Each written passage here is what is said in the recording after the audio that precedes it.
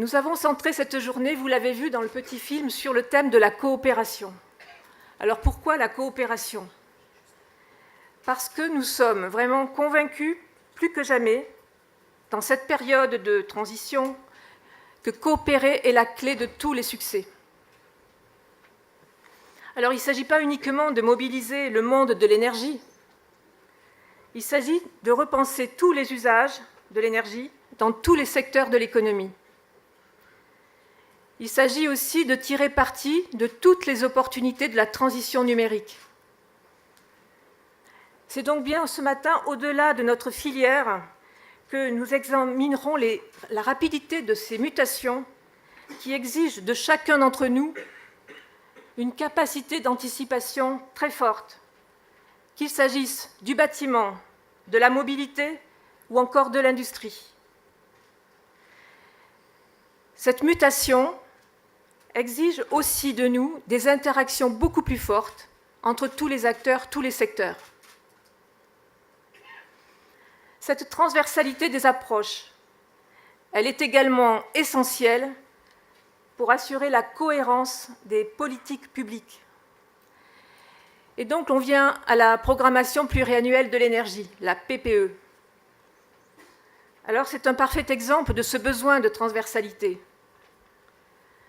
En effet, dans la PPE, on retrouve toutes les grandes questions politiques. Climat et environnement, santé publique, compétitivité économique, emploi, pouvoir d'achat, indépendance énergétique et sécurité d'approvisionnement.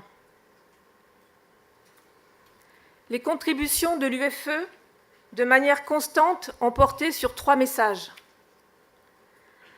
Un engagement fort dans la lutte contre le changement climatique,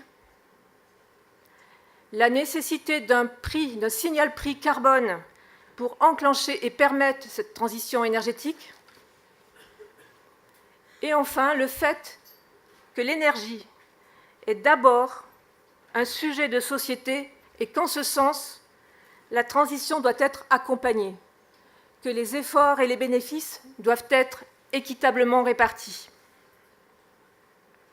Mardi, comme vous le savez tous, le président de la République a dévoilé ses orientations stratégiques en matière de politique énergétique pour les 10 prochaines années.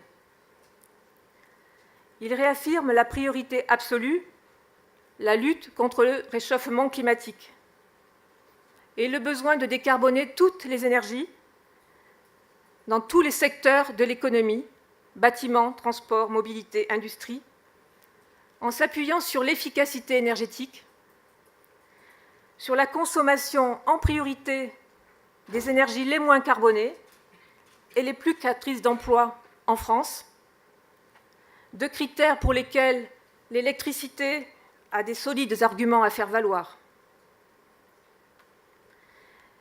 Les annonces clarifient aussi, et on les attendait depuis quelque temps, les perspectives d'évolution du mix de production. Nous partageons la conviction que la diversification du mix électrique doit passer par une approche pragmatique pour maîtriser les coûts de cette transition et la facture de nos concitoyens et la facture aussi pour nos entreprises et leur compétitivité, et puis pour garantir ce que nous devons à tous, la sécurité d'approvisionnement et la continuité de la fourniture. Nous pensons que la montée en puissance des ENR est cruciale et qu'elle doit être amplifiée. Que la filière nucléaire est un atout en termes d'indépendance énergétique, bien sûr. Elle permet de bénéficier d'une électricité déjà décarbonée et compétitive. Nous sommes engagés, et nous le savions déjà, dans une transformation industrielle profonde, structurelle, de notre mix de production, des usages et des modes de consommation, ainsi que de notre système électrique. Pour l'UFE, cette mutation doit respecter 2 impératifs. L'accompagnement de tous, consommateurs, entreprises, territoires et salariés, en restant attentif que personne ne soit laissé de côté, et aussi l'adaptation des réseaux, ces réseaux qui sont de formidables vecteurs de sécurité d'approvisionnement, de solidarité et de cohésion des territoires. Le président de la République a fait valoir sa volonté d'engager un grand débat dans les tout prochains mois avec l'ensemble des parties prenantes. L'UFE, bien entendu, sera force de propositions concrètes, notamment dans la dimension socio-économique, qui est si essentielle pour le succès de cette transition énergétique et écologique. D'ores et déjà, et je voudrais saluer parmi nous l'ensemble de la filière électrique qui s'est mobilisée pour travailler sur un contrat de prospective des emplois et des métiers de la filière électrique. Et c'est un bel exemple de coopération. Je voudrais saluer aussi nos collègues de la filière automobile avec lesquels nous avons engagé un travail sur la mobilité propre, et aussi saluer mes collègues des autres énergies avec lesquels nous travaillons. Nous engageons des réflexions sur la manière de conduire cette transition énergétique. En conclusion, je voudrais souligner, encore une fois, l'importance de l'Europe dans toutes les thématiques que nous traitons. Une stratégie commune de décarbonation impulsée par l'Union européenne et une coopération étroite des États membres s'avère vitale. Vous le savez, la Commission européenne a publié hier sa stratégie bas carbone pour 2050.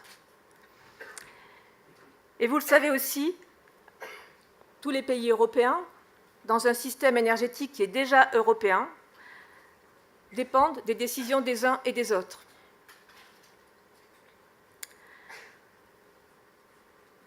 Enrico Letta est parmi nous ce matin.